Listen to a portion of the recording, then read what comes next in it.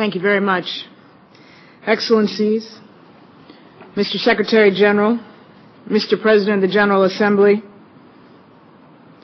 Ambassador Nsengamana and his beautiful family, young people, survivors, ladies and gentlemen, on this day 15 years ago, Rwanda began its awful descent into the inferno of genocide. On this night, 15 years ago, Major General Romeo Dallaire of the UN Assistance Mission for Rwanda rushed to the morgue of the Kigali hospital. In the gathering dark, a 250-watt bulb outside of the morgue revealed what was left of 10 murdered Belgian peacekeepers, mutilated beyond recognition. In the same hospital compound, 100 times that number of innocent Rwandans lay dead. Rwanda holds its own tragic place in the 20th century's grim litany of mass murder. The killing in Rwanda was terribly swift and horribly personal. Hannah Arendt has written of the banality of evil, but there was nothing banal about the evil that stalked Rwanda 15 years ago. That evil came in the form of soldiers with machine guns, men with machetes, lurid calls to murder hissed out of transistor radios, whispered word that one's neighbors were not people, but cockroaches. Lists of innocents marked down for the knife, deliberate and direct cruelty that still leaves us shocked and shaken. Rwanda didn't suffer from ancient hatreds between Hutu killers and Tutsi victims. It suffered from modern demagogues, from the ex-FAR, from the Interahamwe, from Radio Mille Collines. It suffered from those who were willing to kill in the warped name of ethnic difference, from those who saw division and death as a path to power.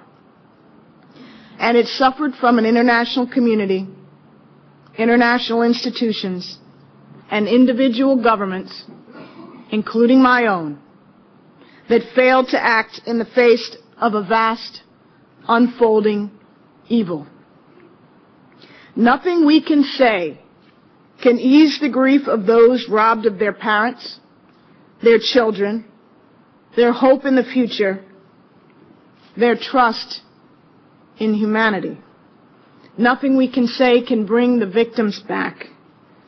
Nothing we can say can make it right. Nothing anyone can ever say will ever make it right.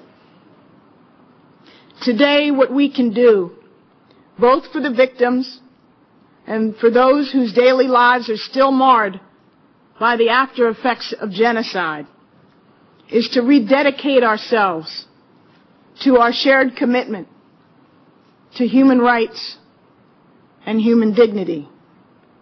We believe that even in war, there are rules. We believe that even in the pursuit of power, there are limits. We believe that even in a violent world, there are rights. We must be voices for action, even if we are sometimes lonely ones. I'm here today to speak for my country, but I'm also here to speak from my own heart. In 1994, I served on the National Security Council staff. That December, 6 months after the genocide ended, I visited Rwanda for the first time. I'll never forget the horror of walking through a churchyard and a schoolyard where one of the massacres had occurred. 6 months later, the decomposing bodies of those who'd been so cruelly murdered still lay strewn around what should have been a place of peace.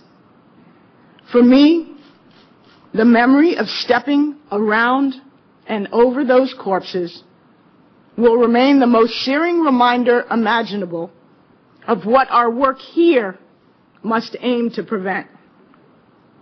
In the early days of this new century, we must work together to apply the lessons of the last century's bitter succession of genocides.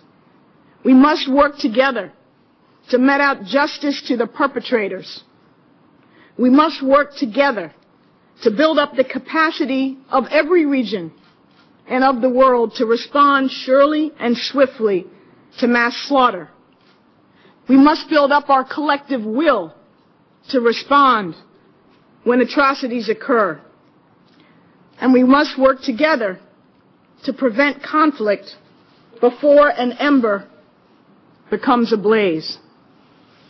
Despite all the blood that has been shed, or perhaps because of it, we still believe that hatreds shall someday pass, as my President Obama, has put it. We still believe in the promise that in his words, quote, "As the world grows smaller, our common humanity shall reveal itself."